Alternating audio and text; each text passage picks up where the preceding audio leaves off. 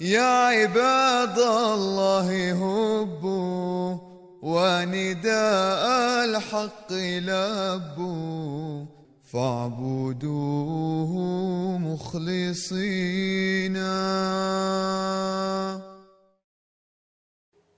السلام عليكم ورحمة الله وبركاته. أعوذ بالله السميع العليم من الشيطان الرجيم. بسم الله الرحمن الرحيم. Our dear viewers, welcome to Stories of Devotion, a program in which we hear some stories of the life devotees of Jamaat Ahmadiyya.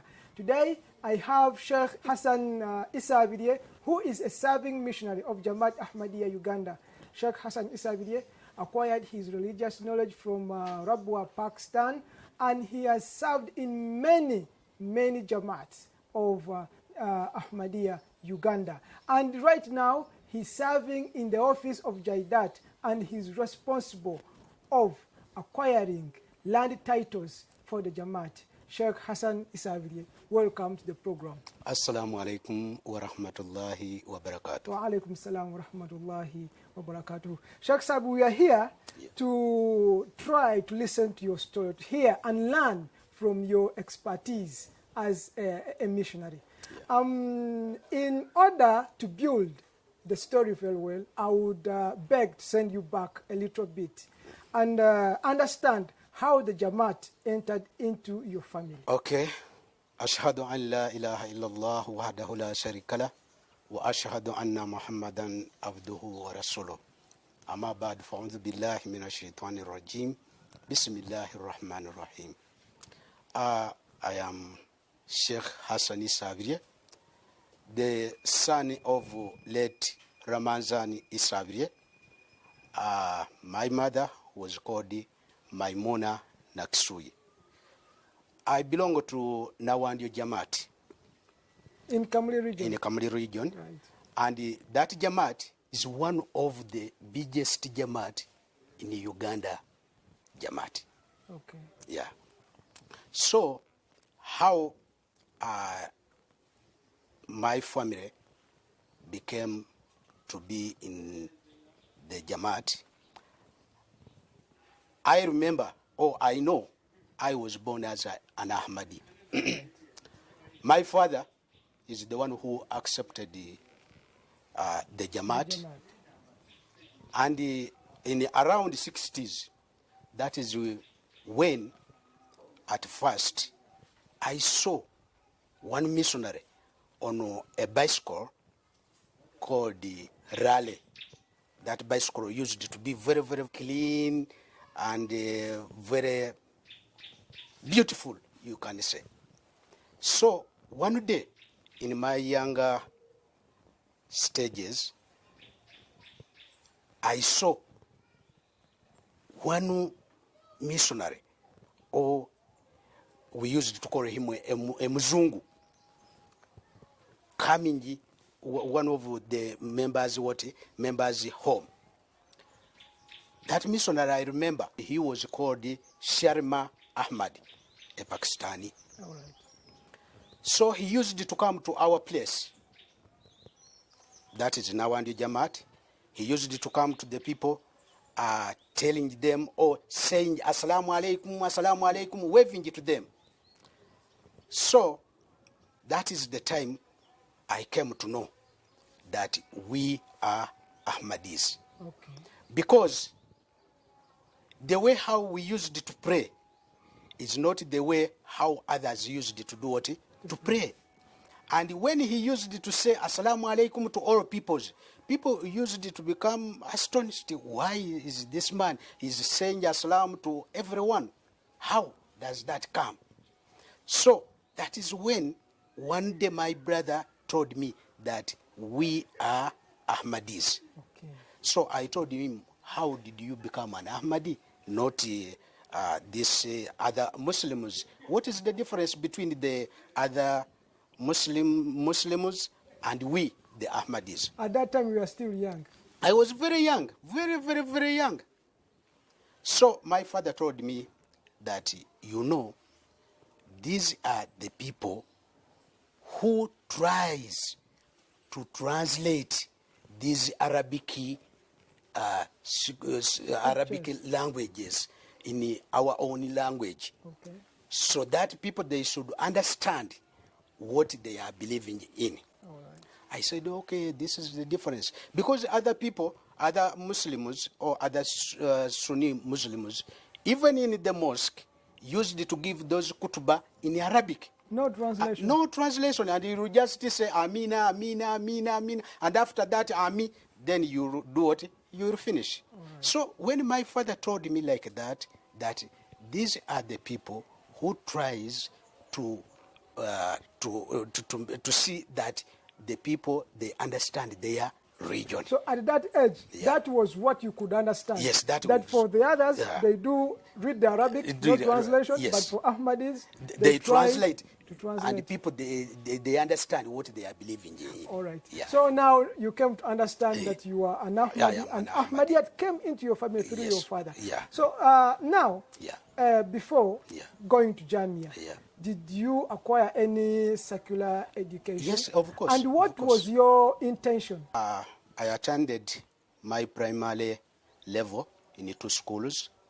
At first, it was in Nawandio, Church of Uganda Primary School. Then I went to Namisambia Primary School. That is where I finished my primary. All right. Then after that, I joined Namasagali Senior Secondary School. After Namasagali Senior Secondary School, after pursuing my O-level, then I went to Jinja in a certain institute. At this time, it is not there. Okay. I started the electrical engineering. That is that I was there for a short time. Okay. Then after a short time, that was in the time of liberation, when Idi Amin Dada was overthrown. Okay. That was the time. So in that time, our Amir now, Maulana Al-Hajj Sheikh Muhammad Ali Kaire, came to one of our Jamaat near, I think 3 miles from Nawandi Jamaat. That is called Buchonza. So he came there. When he came there, my father attended that meeting. So when my father came back, he told me that our Sheikh, I said, what Sheikh? He said, our Sheikh, an Ahmadi Sheikh, he has come to Buchonza Jamaat, and we went there, and he has come from Pakistan. So he's coming from Pakistan. He wants some children to go again and study in Pakistan. Okay. I said, then what is it? He said, I have presented your name. I said, my name? And you know that I am studying? He said, yes, I have presented your name. I told him that, okay, if you have presented my name, I can't deny your view. All right. I have accepted. So it was your father who gave that idea to you? Yes. And then you accepted there and then? Yes, I accepted. So, Shaksab, after accepting that idea, how did you start your journey into the missionary field? You know, when my father told me that incident or that issue, after my agreeing to what he has told me, my father told me that you have to get one black trouser, one white shirt, short sleeved, and you go to Jinja. That is where you are going to have your studies. So my mother gave me a wooden box for keeping your clothes. Keeping my clothes. I put my clothes there, and I came to Jinja. When I came to Jinja, the time or the life was not simple. I was sleeping in the mosque. After at Fajr time, I used to bring my clothes or my beddings to one of the rooms at that mosque, Jinja Mosque, on the left side. Okay. That is where I have to keep my beddings. I used to sleep on the mat, and I used to have one bed sheet. Okay. That was my beddings. For how long? That was almost for 1 year, because I remember I went there in 79, and I left that place in 1980. That was November when I went to Pakistan. So the time there was not easy, because I remember that sometimes we used to get food and we don't have firewood. When we get firewood, the food is finished.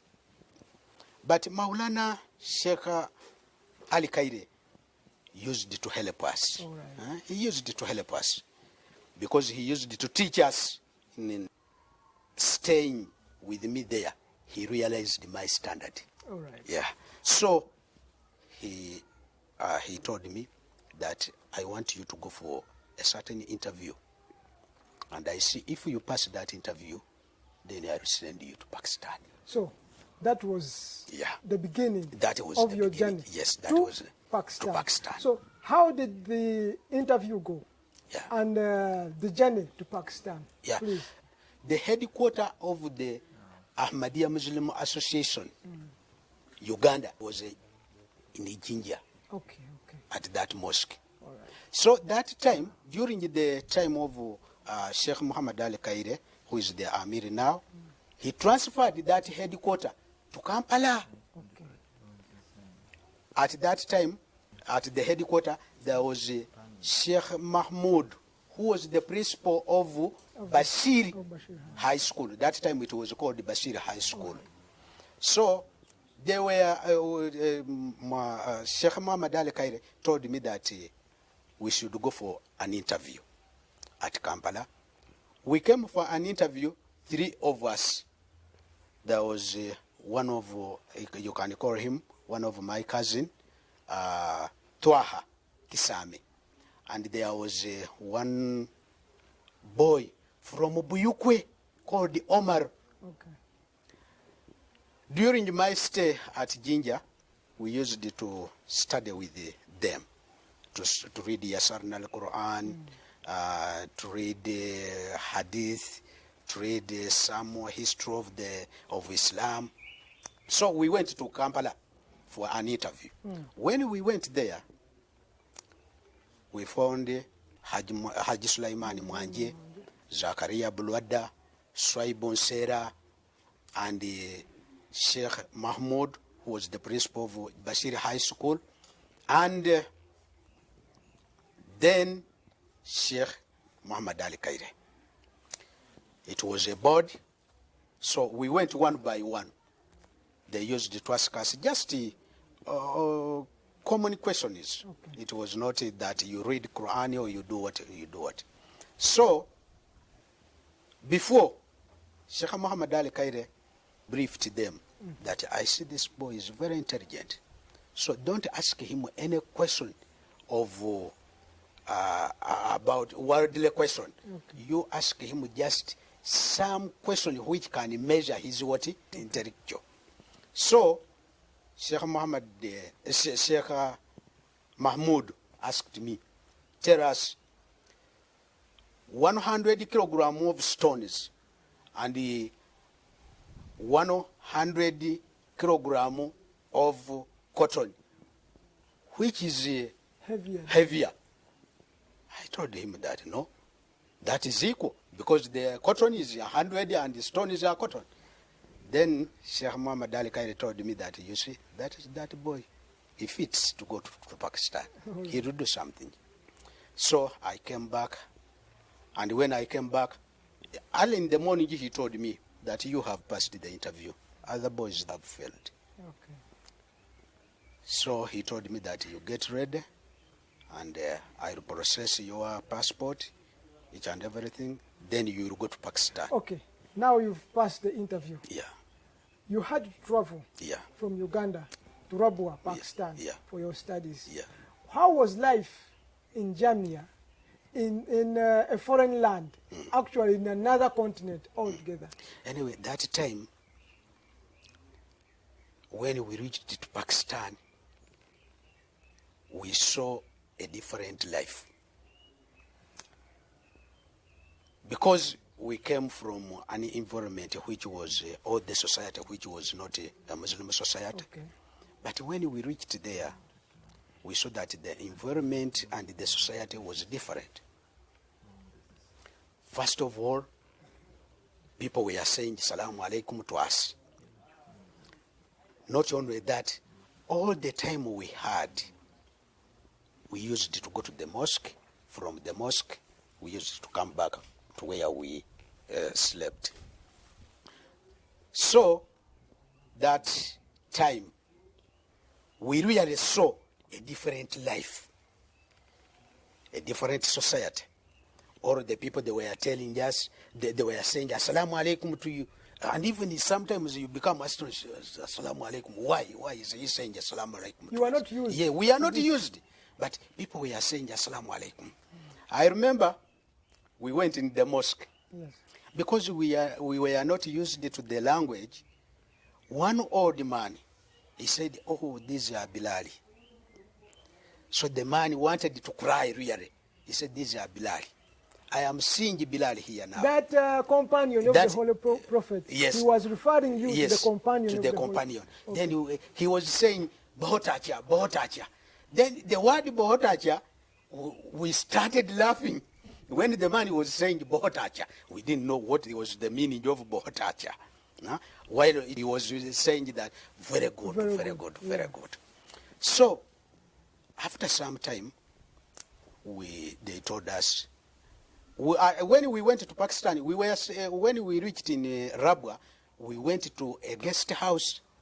Then they told us after some 3 days, 4 days, they told us that you fill the forms for devotee, work fizindigi.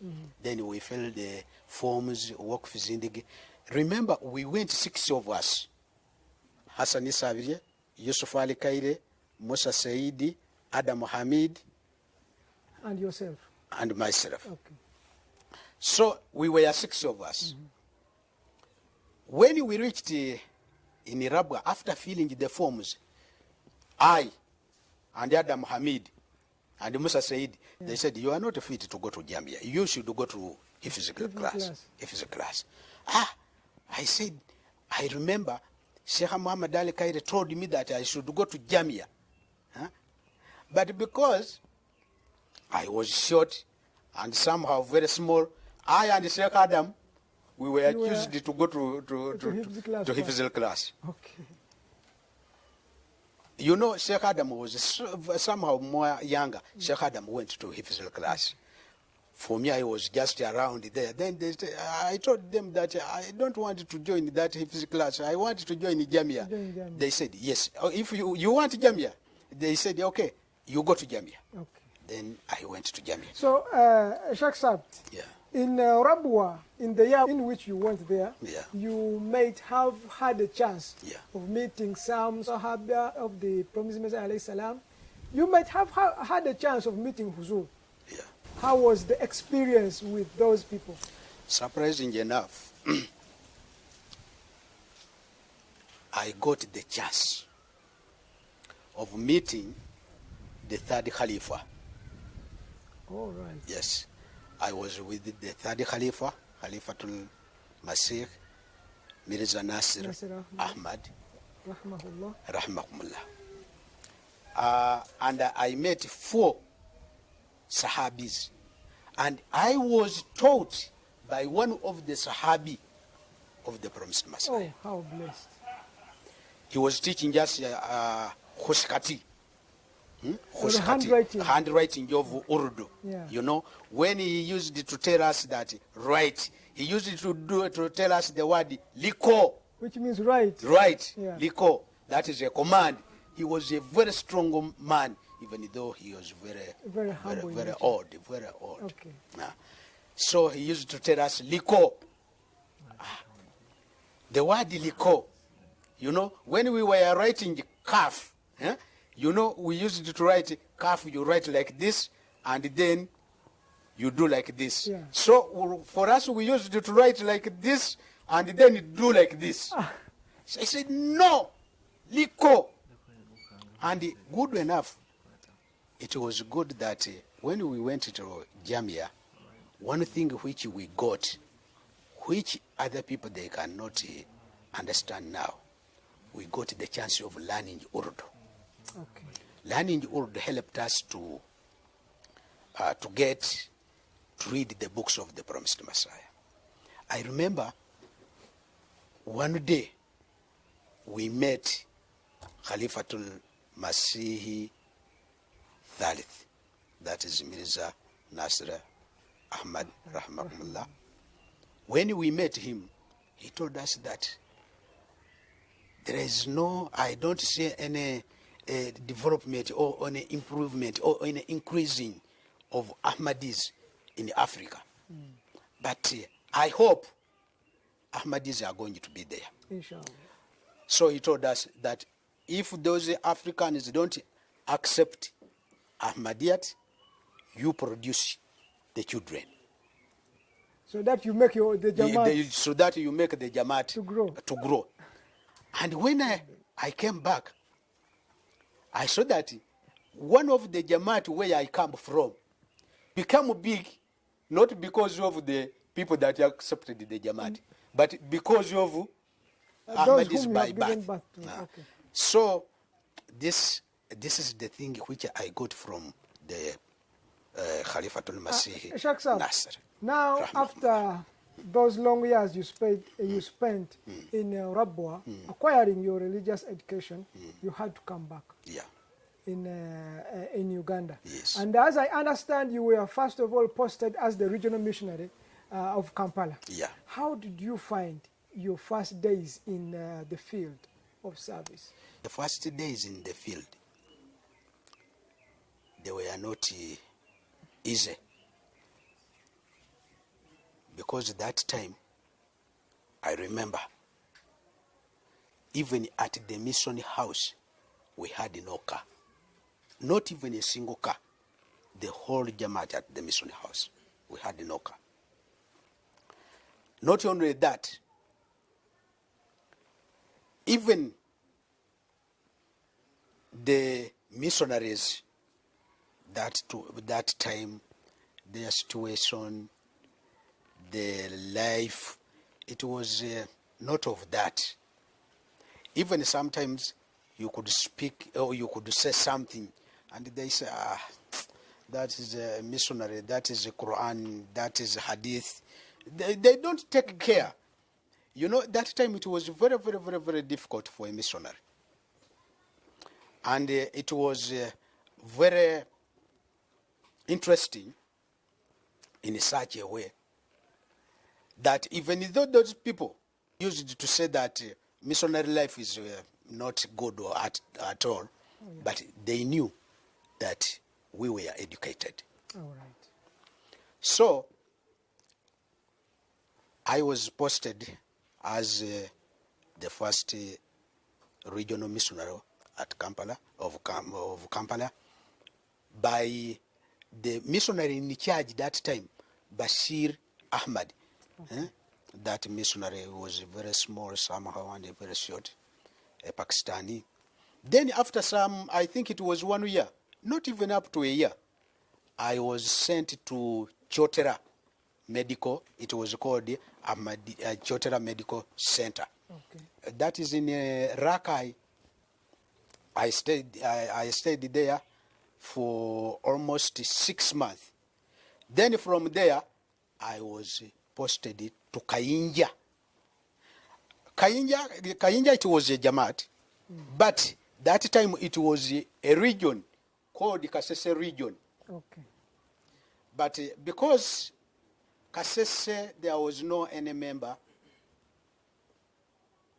I was told to stay at Kayinja Jamaat, right, because there were some members, even the father of Sheikh Ramazan Kabagambe, who is our foreign missionary, and Musa Idris. Musa Idris, he was the mualim in that place. So, in that time, when I went to that to that place. I remember late Sheikh Ismail Malagala is the one who took me there. Okay. But when we reached in that place, only the place where they chose that I have to stay was the only house which was having iron sheet. The other houses were grass hatched. So Sheikh Ismail Malagala, when he left me there, it was in the evening time. Yeah. When he was going back, he stopped and looked behind. And he said that, Where am I living this where am young I man? living, my man? Really, it was a place of which you can say that, how is my person going to stay in that place? But you had to manage. Yes. Sheikh Sab, Yeah. life of a life devotee is full of faith-inspiring incidents. Yeah. In these few minutes, 1 or 2, can you tell us some of those life-inspiring incidents you have experienced in your time of service? Yeah.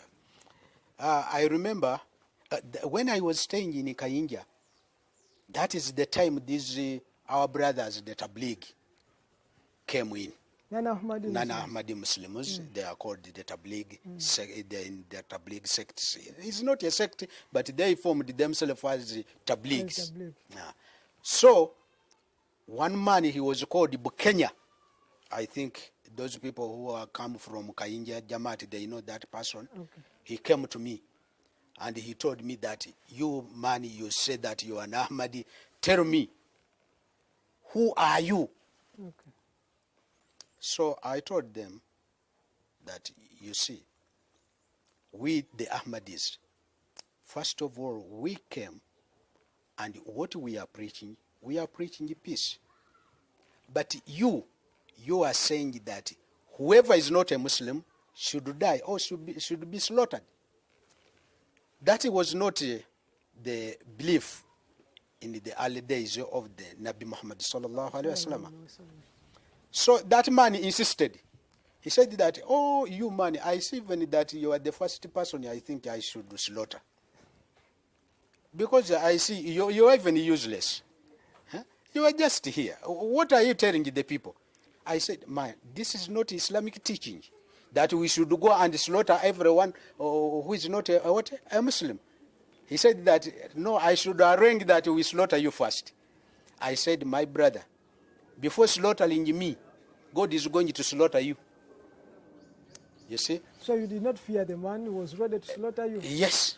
So, that incident happened, that man, he did not stop there. He went to Mbarara, which was the biggest city in the eastern side, and he collected some, he got some younger men. Those people, they went to Seruka. They said that, let us get more training and come back and slaughter you with all your members. With my own eyes, those people, they went to Seruka and came back. They didn't come back themselves. The army people got them there as rebels, and they brought them. When the army people brought them, they brought them on a certain road. And they called me. They said, oh, you Sheikh, are you among these people? I said, man, I am not among those people. Those people, they told me to slaughter me. But God is going to slaughter them. Oh, you are going to slaughter them. I think you are changing the word they said. Instead of me being slaughtered, they are going to be slaughtered. They said, don't tell us. We are going to slaughter them, and they will not see their head. And really, exactly those people, they were slaughtered. They promised to slaughter the man of God. They promised and to slaughter God me. changed. God changed, and they were slaughtered. As we conclude, Sheikh Saab, Yeah. You saw the humble beginnings of MTA. Yeah. And I remember you used to translate to us the khutbah in Urdu at that time. How do you see the achievements of the members as far as MTA is concerned? Yeah. MTA is not something just people understand it. MTA came, and it is now a direct talk or a direct message from Huzur to the members of the Jamaat. Sure. And not only that, there is one prophecy which the Masih Maud alayhi salam got, that I will send your message to all the corners of the world. MTA has managed to reach all the corners of the world. Some people, they don't know even Huzur. But with MTA, they get to know who is Huzur. And even some younger girls, some boys or some younger children, when they see MTA, they say, this is Huzur. This is Huzur. Even though they have not touched in his hand, they have not come near to him, but they know. That is a big message, that people, they are knowing who is the Khalifa of the age. Which was not there in the ancient Which times. was not there in the age. After walking through your journey of devotion, I'm satisfied that you don't regret becoming a missionary, do you? No, I don't. So which advice do you have for our young viewers? Yeah. For our younger viewers, I can try to tell you that a person becoming a missionary, it means you have achieved the world life, the world experience, and you have got your journey on this earth. Because a person becoming a missionary, I know that you can get everything you like. Even, I remember I told some of my people that, see, I went to Pakistan and you stayed here. I came from Pakistan, I met you as you are. What do you have which I don't have? God provided everything. God provided everything to me. God did not, you didn't get anything. You told me that I stayed 8 years in Pakistan. You thought that I was wasting time. But see the things which I have. I was the first person to put up a building in Nawandi Jamaat with these particular iron sheets. The modern iron sheets. A missionary. A missionary. I had a farm. A missionary. I had a farm. I have a fish what? A fish farm. I am a missionary. What do you have? So, becoming a missionary is a great reward from God. Becoming a missionary is a great word from God, as Sheikh Saab has actually put it forward. And in fact, we would also desire that we should continue listening his stories, but time is always not on our side. Until we come your way with the next episode of Stories of Devotion, may you stay blessed. Assalamu alaikum wa rahmatullahi wa barakatuh.